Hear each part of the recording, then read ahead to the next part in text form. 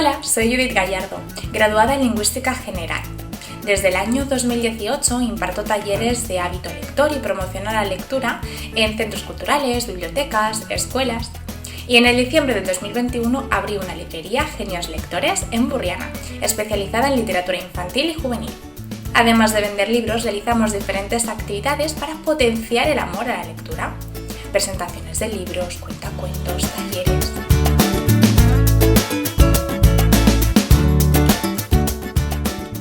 En el taller de un hogar de cuento, lo que vamos a hacer va a ser aprender a potenciar el amor por la lectura desde casa. Todos y todas sabemos que la lectura tiene múltiples beneficios, entre los que destaca que fomenta la imaginación, la creatividad, el espíritu crítico, pero muchas veces nos encontramos con la inexperiencia, ¿no? No sabemos qué hacer para que nuestro peque se aferre a los libros, tenga ese hábito lector.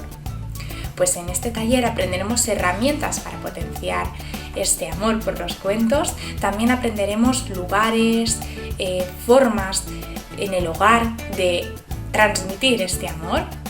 Por supuesto hablaremos de géneros literarios y desmentiremos algunos mitos que giran alrededor de la literatura infantil.